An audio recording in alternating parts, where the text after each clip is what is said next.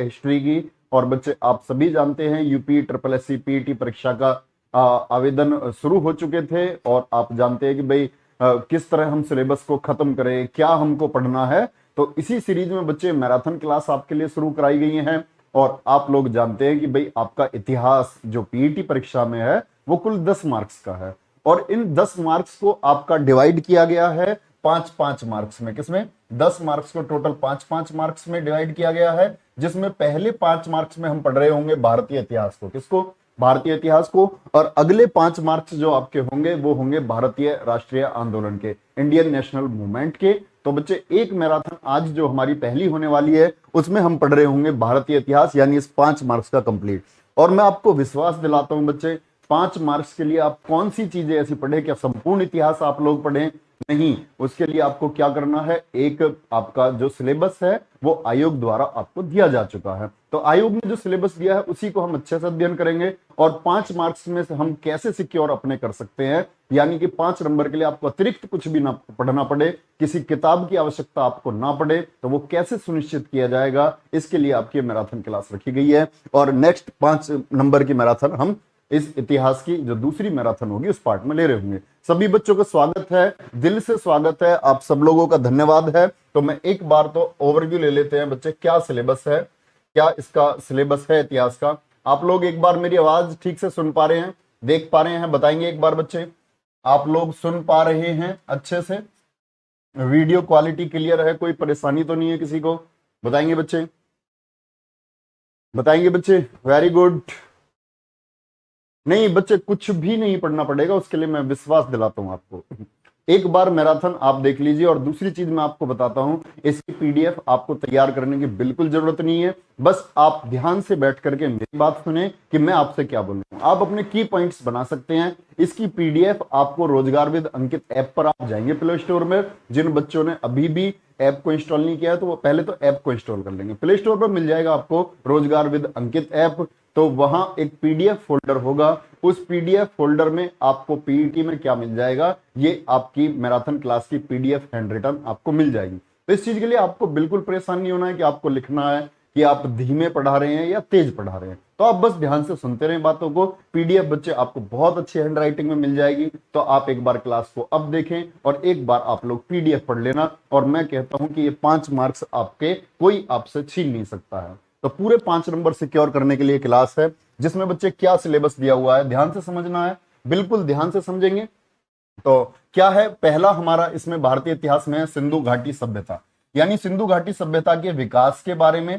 और इसमें आप जानते हैं कि सिंधु घाटी में सबसे ज्यादा प्रश्न आपके पूछे जाते हैं कि कौन सी वस्तु कहां से प्राप्त हुई है, किस नदी के किनारे कौन सा सिंधु घाटी सभ्यता स्थल मौजूद है, किस जगह पर और किस राज्य में ये सिंधु घाटी स्थल मौजूद है। यहां से प्रश्न बनते हैं, बहुत अच्छे से पढ़ रहे होंगे। बाकी फैक्ट भी सिंधु घाटी सिविलाइजेशन के जो भी है उनको हम पढ़ रहे होंगे बच्चे। वैदिक संस्कृति में क्या आएगा आपका, वैदिक संस्कृति में हम लोग पढ़ रहे होंगे ऋग्वेदिक काल को और उत्तर वैदिक काल को। तो क्या है ऋग्वेदिक काल यानी, और क्या उत्तर वैदिक काल है, यानी कि वेद, उपवेद, उपनिषद, पुराण, इन सभी के बारे में हम जान रहे होंगे। फिर बात आएगी बच्चे बौद्ध धर्म के बारे में, और बौद्ध धर्म के बारे में ऐसा कुछ भी एक भी पॉइंट नहीं होगा जिसको हम ना पढ़ रहे हो। साथ इसके बाद में हम जैन धर्म को पढ़ रहे होंगे, और फिर मौर्य वंश को, फिर गुप्त वंश को। और आपका सिलेबस में बच्चे गुप्त वंश में देखो क्या क्या दिया हुआ है। मौर्य वंश में आपको चंद्रगुप्त मौर्य, बिंदुसार, ध्यान से देखेंगे, चंद्रगुप्त मौर्य, बिंदुसार को नहीं पढ़ना है। मौर्य वंश में आपका सिलेबस सिर्फ और सिर्फ दिया हुआ है सम्राट अशोक को आप लोगों को पढ़ना है। किसको पढ़ेंगे? अशोक महान को हम लोगों को पढ़ना है। आगे देखेंगे बच्चे गुप्त वंश में, अब गुप्त वंश में जैसे संस्थापक आपके श्रीगुप्त हैं, फिर घटोत्कच प्रथम है, आपको नहीं पढ़ना है। आपको क्या पढ़ना है? समुद्रगुप्त और चंद्रगुप्त द्वितीय आपका सिलेबस है, इन दो के बारे में आप लोगों को पढ़ना है। हर्षवर्धन के बारे में, थानेश्वर का पुष्यभूति वंश है, वहां हम सिर्फ और सिर्फ किसके बारे में जान रहे होंगे? हर्षवर्धन के बारे में जान रहे होंगे। और जरूरी बातें, ऐसा नहीं है कि बिल्कुल पॉइंट टू पॉइंट इन्हीं को पढ़ रहे होंगे, जो जरूरी चीजें हैं उनको भी हम जान रहे होंगे।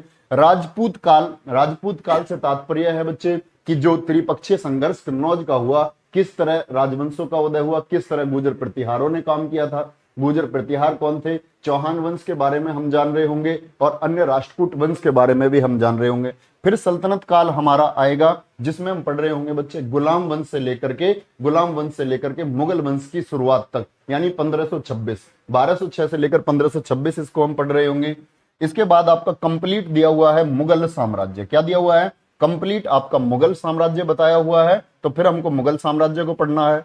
मराठाओं के बारे में हम जान रहे होंगे, सारा इतिहास मराठाओं का क्या है, किस तरह मराठाओं ने संघर्ष किया था, किस तरह उन्होंने अपनी नौसेना को मजबूत किया था, किस तरह शिवाजी को the father of Indian navy कहा जाता है, तो ये सारी बातें हम जान रहे होंगे। इसके बाद में आएगा बच्चे ब्रिटिशियर जो थे हमारे, यानी अंग्रेज, ब्रिटिश राज का अभ्युदय, किस तरह उनका उदय हुआ, और प्रथम स्वतंत्रता संग्राम 1857 भी आपका सिलेबस है। इसके बाद में बच्चे आपका एक इसमें लास्ट टॉपिक बचेगा, वो होगा ब्रिटिश राज का सामाजिक यानी कि सोशल और इकोनॉमिकल इम्पैक्ट, क्या आया उनका इंडिया के ऊपर, भारत के ऊपर ऐसी कौन सी योजनाएं उन्होंने लागू कर दी, क्या व्यवस्थाएं उन्होंने थोप दी जो भारत पर प्रभाव का कारण बनी। तो ये सारा हमारा सिलेबस है हिस्ट्री का। बड़े शांत तरीके से बिना कोई शोरगुल करे हम इसे समझ रहे होंगे और इतने अच्छे से समझ रहे होंगे कि आप लोग कहेंगे कि मजा आ गया।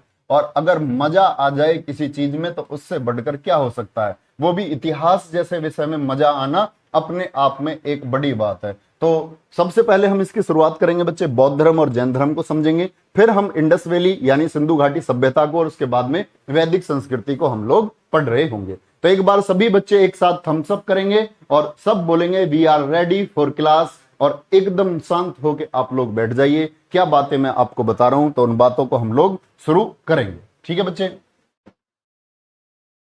एक बार बताएंगे बच्चे, बोर्ड क्लियर है सभी लोगों के लिए?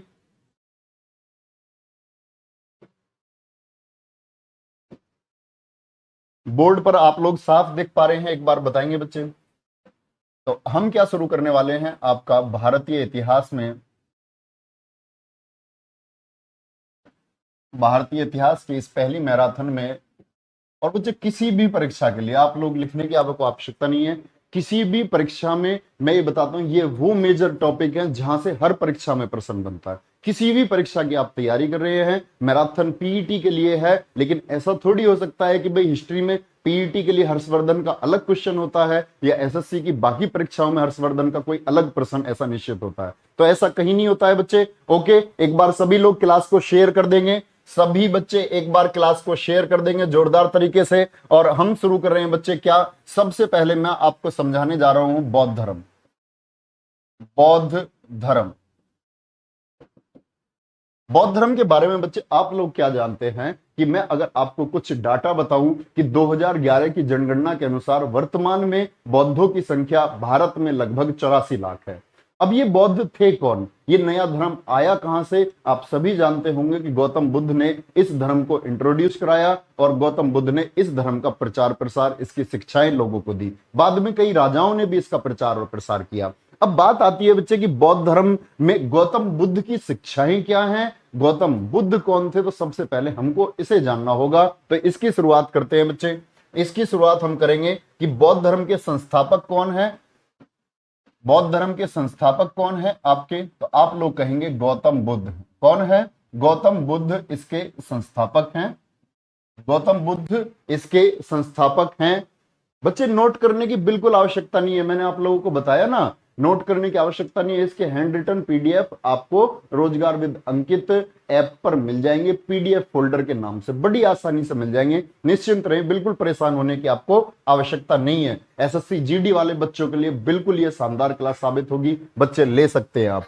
संस्थापक कौन है इसके? गौतम बुद्ध है। और गौतम बुद्ध के बारे में आप जानते हैं कि पूरी पृथ्वी पर ये पहले ऐसे व्यक्ति हैं जिनकी मानव प्रतिमा पूजी गई। क्या? इनकी मानव प्रतिमा पूजी गई। अब आप कहेंगे मानव प्रतिमा पूजी गई, अब आप जानते हैं भाई पूजा तो भगवानों की होती है। आप कहेंगे जी प्रतिमाएं तो हमने देखी हैं भगवान श्री कृष्ण की, तो वो लोग भगवान हैं। मैं क्या कह रहा हूं, पहले मानव हैं जिनकी मूर्ति पूजा की गई। पहले मानव हैं जिनकी मूर्ति पूजा की गई। कौन है वो? आपके गौतम बुद्ध है। कौन है? गौतम बुद्ध हैं। और गौतम बुद्ध के अन्य नाम क्या क्या हैं? इनके अन्य नाम किन किन नामों से हम इन लोगों को जानते हैं? कौन कौन से इनके नाम है? तो शाक्य सिंह किसको कहा जाता है? आप लोग बताएंगे शाक्य सिंह किसको कहा जाता है? तो गौतम बुद्ध जी को कहा जाता है। शाक्य मुनि आपसे पूछे, शाक्य मुनि किसको कहा गया? तो ये भी कौन थे? ये महात्मा बुद्ध थे। तथागत किस उपनाम किसका है? तथागत उपनाम किसका है? तो हम कहेंगे गौतम बुद्ध का नाम है। और एशिया का प्रकाश पुंज, क्या बोलते हैं बच्चे? एशिया का प्रकाश पुंज, यानी कि द लाइट ऑफ एशिया। पूरी दुनिया को इन्होंने एनलाइटन कर दिया, प्रकाशमान कर दिया अपने ज्ञान से। तो एक एशिया का प्रकाश पुंज क्या बोलते हैं? The light of Asia.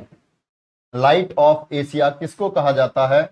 Light of Asia किसको कहा जाता है? गौतम बुद्ध को। अब अगर आप एशिया को ध्यान से देखते हैं तो आप लोग जानते हैं कि भाई एशिया में जैसे कि आपका जापान है, चीन है और भारत के पड़ोसी देश यानी कि नेपाल, म्यांमार जैसे देश हैं। तो यहां किस धर्म की प्रमुखता है? बौद्ध धर्म की। तो बौद्ध धर्म को मानने वाले लोग इधर एशिया में बहुत हैं। तो इनको क्या कहा गया? आई लाइट ऑफ एशिया, यानी एशिया का प्रकाश पुंज कहा गया। प्रकाश पुंज से मतलब क्या है? वह व्यक्ति जो समाज से बुराइयों को दूर कर दे। किसको दूर कर दे? किसको दूर कर दे? समाज से बुराइयों को दूर कर दे। अब बात आती है कि इनके बचपन का नाम क्या था?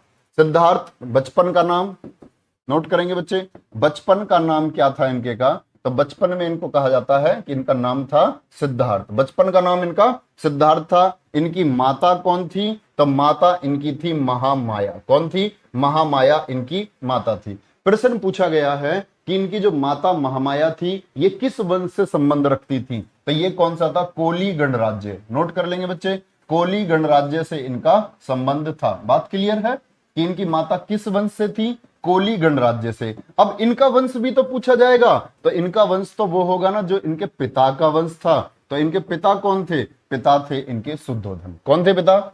शुद्धोधन इनके पिता थे। और किस वंश से संबंध रखते थे? शाक्य वंश से।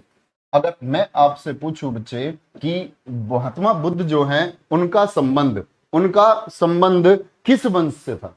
सभी बच्चे जवाब देंगे महात्मा बुद्ध का संबंध किस वंश से था? तो आप कहेंगे कि जी इनके पिता शाक्य वंश से संबंध रखते थे, इसीलिए इनका संबंध भी किससे हुआ? शाक्य वंश से इनका संबंध हुआ। अब जब इनका जन्म हुआ तो इनकी माता जो थी महामाया, इनकी माता जा रही थी अपने पीहर यानी कि किसके यहाँ? गौतम बुद्ध के मामा जी के यहाँ। और रास्ते में कोई जगह इनका नहीं, रास्ते में ही इनको प्रसव पीड़ा हो गई। तो एक साल वृक्ष के नीचे इनका जन्म हुआ। घर पर जन्म नहीं हुआ था, जंगल में जन्म हुआ था। कहां? लुम्बिनी वन में। कहां जन्म हुआ था इनका बच्चे? बताएंगे। रास्ते में ही जन्म हुआ था इनका, लुम्बिनी में। किधर? लुम्बिनी में हुआ था। और एक साल वृक्ष के नीचे इनका जन्म हुआ था। तो घर पर नहीं हुआ था, साल वृक्ष के नीचे इनका जन्म हुआ था। सभी बच्चे लिखेंगे, क्या बोलेंगे? कहां जन्म हुआ था इनका? साल वृक्ष के नीचे इनका जन्म हो जाता है। अब अगली बात आती है बच्चे कि जन्म तो हो गया, लेकिन इनके जन्म के ही 7 दिन बाद इनकी माता का देहांत हो जाता है। यानी कि जो महामाया जी हैं ये खत्म हो जाती हैं, ये एक्सपायर हो जाती हैं। तो प्रश्न आता है कितने दिन बाद? 7 दिन बाद। तो फिर गौतम बुद्ध की परवरिश कैसे होती? तो परवरिश के लिए इनकी जो मौसी थी प्रजापति गौतमी। शुद्धोधन उनसे शादी कर लेते हैं। तो किसने लालन पालन आपका किया होगा? आप बताएंगे। लालन पालन जो इनका किया था वो किया था इनकी मौसी, जो बाद में इनकी सौतेली मां भी बन गई थी। तो कौन है? प्रजापति गौतमी। क्या नाम है? प्रजापति गौतमी इनकी मौसी भी थी। और कह सकते हैं कि शुद्धोधन की साली थी। कौन थी? शुद्धोधन की साली थी। भैया शादी कर ली कि भाई बच्चा है, परवरिश करनी पड़ेगी। तो परवरिश किसने की? प्रजापति गौतमी ने। कौन थी? गौतम बुद्ध की मौसी थी। कौन थी? गौतम बुद्ध की मौसी, जो बाद में क्या बन गई? इनकी सौतेली मां भी ये बन जाती हैं। देखेंगे बच्चे क्या बोला? इनकी सौतेली मां भी ये बन जाती हैं। अब बात आती है कि जब इनका जन्म हुआ था महात्मा बुद्ध का, तो अब राजा थे, तो राजा ने बुलाया ब्राह्मणों को। तो एक ब्राह्मण आया कौंडिन्य। ध्यान से समझना, एक ब्राह्मण था कौंडिन्य। और कौंडिन्य ने क्या? ये पहला व्यक्ति है, प्रश्न पूछा गया है आयोग द्वारा, वह कौन व्यक्ति है जिसने महात्मा बुद्ध के बारे में यह घोषणा की थी कि यह व्यक्ति या तो बहुत बड़ा चक्रवर्ती सम्राट बनेगा या फिर बहुत बड़ा सन्यासी बनेगा। तो एक भय अंदर पैदा हो गया शुद्धोधन की कि मैं राजा और मेरा बेटा सन्यासी बनेगा। तो उन्होंने कहते हैं कि ऐसी व्यवस्था पैदा की ताकि गौतम बुद्ध अपने जीवन में कोई प्रश्न ही खुद से ना कर पाए, ताकि दुख उनके सामने आएगा तो वो सोचेंगे ना दुख क्या है। अगर पतझड़ उनको दिखेगा तो वो सोचेंगे कि पतझड़ क्या है, तो उनके लिए 4 महलों का निर्माण करवाया। ऐसी व्यवस्थाएं पैदा की, सुंदर परियों के बीच में उसको रखा ताकि उसको कोई कष्ट भाव, किसी भी तरह का प्रश्न उसके दिमाग में ना आ पाए, दुख उसके सामने ना आ पाए। तो इस कौंडिन्य की उस बात से बचने के लिए वो उसको बचाते रहते हैं और 16 साल की उम्र में शादी होती है गौतम बुद्ध की। तो देखो ये बात भी जानने के लिए महत्वपूर्ण है कि उनकी पत्नी का नाम क्या है, बताएंगे पत्नी का नाम क्या है। उनकी पत्नी का नाम आप कहेंगे, पत्नी थी उनकी यशोधरा। यशोधरा से जो शादी हुई भैया कितनी, 16 वर्ष की अवस्था में हुई। ये उम्र यशोधरा की नहीं है, ये उम्र किसकी है भैया, ये गौतम बुद्ध की उम्र है। यानी 16 वर्ष की उम्र में उन्होंने किससे शादी की, यशोधरा से शादी की। इसी शादी के 12 वर्षों के बाद, कितने वर्षों के बाद, 12 वर्षों के बाद जन्म हुआ इनके पुत्र का। तो इनके पुत्र का क्या नाम है, बताएंगे बच्चे, इनके पुत्र का क्या नाम है। तो पुत्र कौन था इनका, आप कहेंगे कि पुत्र का नाम था राहुल। शादी के 12 वर्षों के बाद पैदा होता है, यानी इस समय गौतम बुद्ध की उम्र कितनी हो चुकी थी, तो आप कहेंगे इस समय उम्र हो गई थी गौतम बुद्ध की 28 वर्ष। कितनी, 28 वर्ष। 16 के बाद 12 वर्ष बाद बेटा पैदा हुआ और 28 वर्ष इनकी एज हो चुकी थी। और इनके बच्चे के जन्म के 1 साल बाद ये अपने घर को छोड़कर चले जाते हैं। कितने वर्ष बाद, 1 वर्ष बाद। यानी अब मुझे आप बताओ कि गौतम बुद्ध ने अपना घर किस आयु में त्याग दिया था। सभी बच्चों का जवाब चाहता हूं कि गौतम बुद्ध ने अपना घर किस आयु में त्याग दिया था। हाँ, बाल विवाह उस समय प्रचलित थे। बिल्कुल ठीक बात आपने कही है, तभी तो इनका 16 वर्ष की आयु में शादी हो गई। बताएंगे बच्चे, तो इन्होंने जो अपना गृह परित्याग किया, जो ये घर को छोड़ करके गए, तो कितनी अवस्था में गए थे, 29 वर्ष की अवस्था में। और बच्चे इसका प्रतीक लिख लेना कि जो प्रतीक है इसका घोड़ा है। प्रश्न पूछा गया है कि गौतम बुद्ध ने जब अपना घर छोड़ा उसको बौद्ध साहित्य में किस प्रतीक से दर्शाया गया है, क्या प्रतीक था। वेरी गुड, बिल्कुल बिल्कुल, बहुत शानदार। क्या प्रतीक था बच्चे, वेरी गुड, बहुत जोरदार तरीके से एक बार आप लोग सेशन को लाइक और शेयर कर देंगे मेरे शेयर। सभी बच्चे, जितने बच्चे देख रहे हैं वो एक बार क्लास को लाइक और शेयर जरूर करते रहेंगे, क्योंकि बच्चे आपके लाइक और शेयर से जो उत्साह हमें मिलता है उसका कोई सानी नहीं है। तो इसका प्रतीक क्या है, घोड़ा इसका प्रतीक हो जाता है। अभी हम आगे पढ़ेंगे कि इनके घर त्याग करने की घटना को क्या कहा गया, महाभिनिष्क्रमण कहा गया। फिर इनको ज्ञान प्राप्त हुआ तो संबोधि कहा गया। पहला उपदेश जब इन्होंने दिया तो धर्मचक्र प्रवर्तन कहलाया। और जब इनकी मृत्यु हो गई तो उस मृत्यु को हम लोगों ने महापरिनिर्वाण कहा। ये सारी बातें हम नोट कर रहे होंगे बहुत अच्छे से। तो क्या बोला, 29 वर्ष की अवस्था में गृह परित्याग का। अब देखो प्रतीक क्या बोला गया, घोड़ा। अब एक और लिख लेना, जन्म का प्रतीक क्या माना गया है इनका, कि जो महात्मा बुद्ध हैं उनके जन्म का प्रतीक किसको माना गया है, कमल को माना गया है। कमल का फूल, लोटस, किसको माना गया है, कमल को माना गया है। गर्भावस्था में आने का प्रतीक, गर्भावस्था में जब ये अपनी मां के गर्भ में आए थे तो बौद्ध साहित्य में उसका प्रतीक किसको कहा गया है, हाथी को कहा गया है। किसको, हाथी को कहा गया है। बात क्लियर है, किसको कहा गया है बच्चे, ये तीनों प्रतीक आप लोगों को पता होने चाहिए। घर कब छोड़ा, जन्म कब हुआ और गर्भावस्था का प्रतीक क्या है। तो इतनी बात आप लोग याद रखेंगे। उसके बाद बात आती है क्या, आगे की बात करते हैं कि भाई पाली जो साहित्य है। तो एक चीज मैं आपको अभी साइड में थोड़ा सा नोट कराता हूं, इधर से देखना कि बौद्ध धर्म की जो भाषा रही है ना, वो रही है पाली। जैसे आप आगे जानेंगे कि जैन धर्म की भाषा क्या रही है, जैन धर्म की भाषा रही है प्राकृत।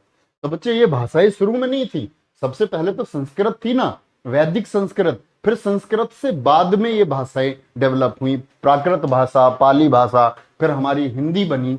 तो हम इस बात को जानेंगे कि जो ये पाली में लिखा हुआ बौद्ध साहित्य किस में लिखा गया है, पाली में। तो पाली साहित्य के अनुसार क्या बताया गया, पाली साहित्य ये कहता है कि जिस दिन महात्मा बुद्ध का जन्म हुआ था उसी दिन इनका जो घोड़ा था ना, कंथक घोड़े का जन्म। क्या, कंथक घोड़ा, इनका जो घोड़ा था कंथक घोड़ा और चन्ना, कौन, चन्ना इनका सारथी है। जिससे महात्मा बुद्ध ये प्रश्न पूछेंगे कि भैया ये बूढ़ा आदमी कौन है, ये झुका हुआ क्यों है, इस व्यक्ति को कंधे पर क्यों ले जा रहे हैं? तो ये वो व्यक्ति है चन्ना। ये कौन था? इनका सारथी था। और कंथक कौन था? घोड़ा था। दोनों इंपोर्टेंट पर्सन हैं। अब बात समझना कि कंथक घोड़े और चन्ना का जन्म भी पाली साहित्य कहता है कि जिस दिन महात्मा बुद्ध का जन्म हुआ था उसी दिन जन्म होता है कंथक घोड़े का और चन्ना सारथी का। चन्ना सारथी का भी जन्म होता है।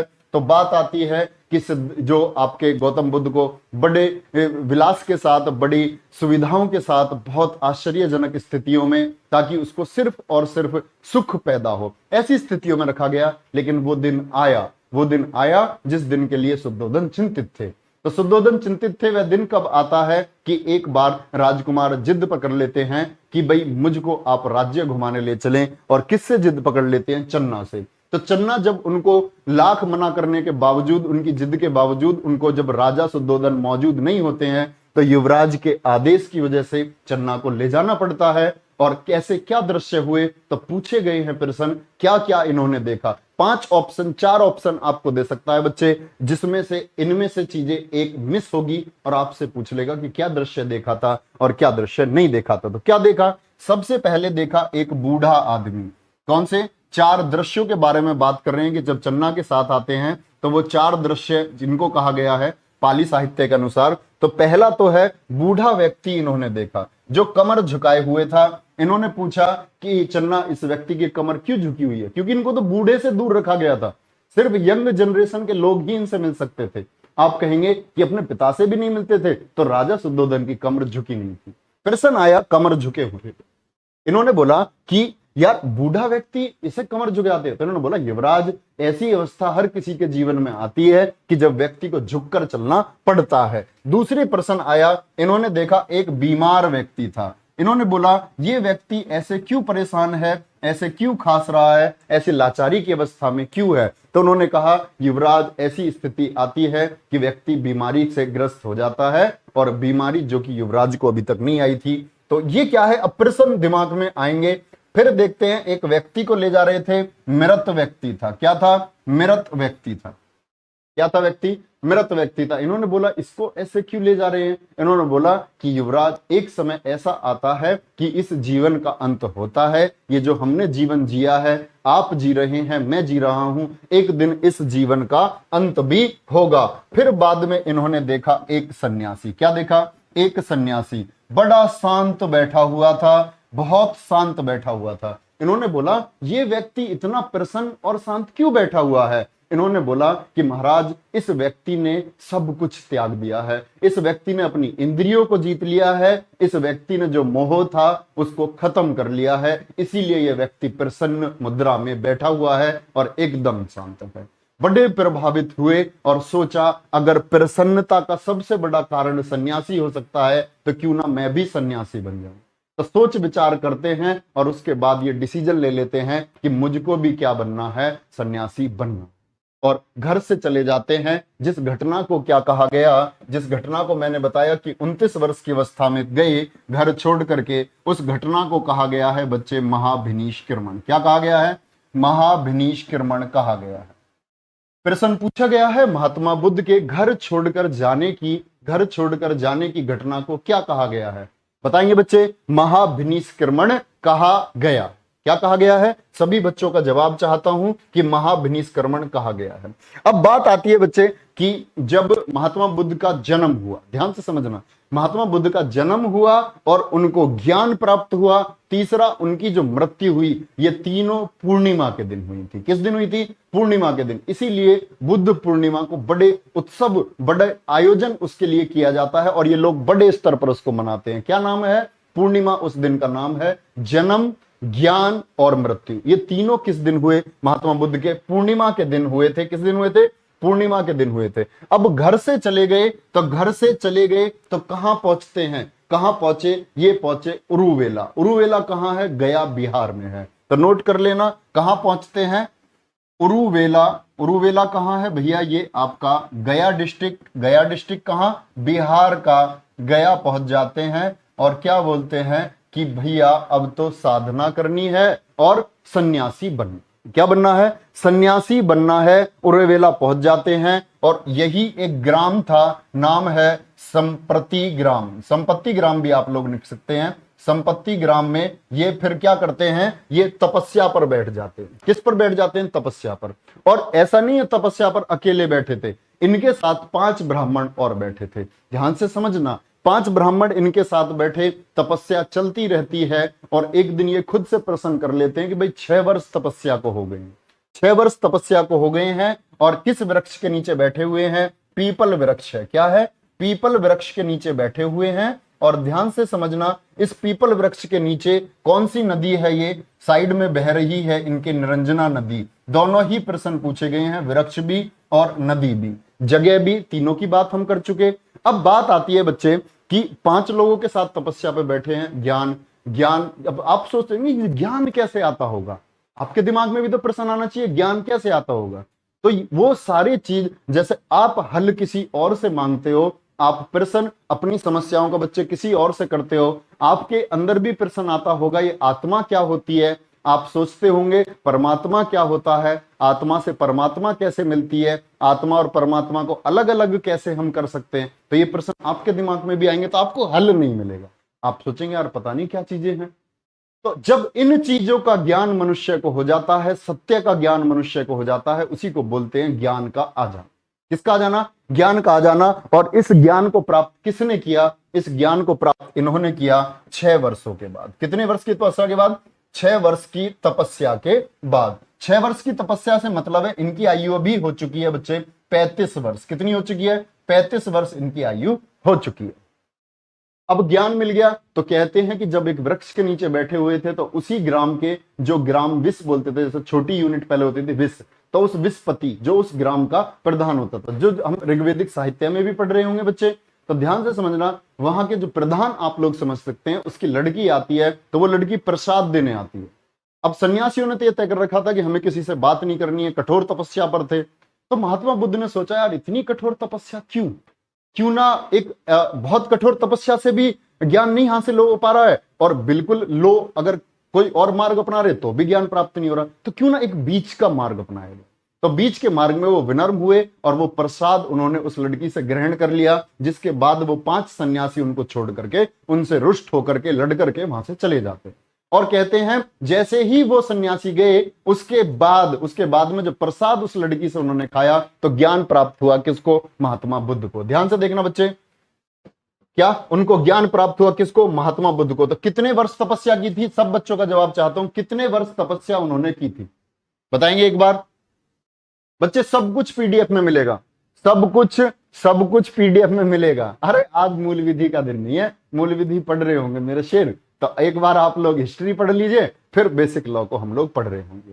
पीडीएफ बच्चे रोजगार विद अंकित ऐप पर मिलेगा, पीडीएफ फोल्डर में। जिन बच्चों ने इंस्टॉल नहीं किया है ना, फ्री ऑफ कॉस्ट है, ऐसा नहीं है कि तुमसे पैसे ले लेंगे उस चीज के, ठीक है? तो ध्यान से समझना, 6 वर्ष की तपस्या होती है और ये सारी बातें मैं आपको बता चुका हूं। अब महात्मा बुद्ध को ज्ञान प्राप्त हो गया। क्या प्राप्त हो गया? ज्ञान। अब उन्होंने सोचा जो ज्ञान मुझे प्राप्त हुआ है इसे और लोगों को भी तो देना चाहिए, तो उन्होंने उस रास्ते पर चल दिए कि जो ज्ञान मुझे प्राप्त हुआ है, जो सत्य का ज्ञान मुझे प्राप्त हुआ है, इस ज्ञान को मैं बाकी लोगों तक भी पहुंचाऊंगा।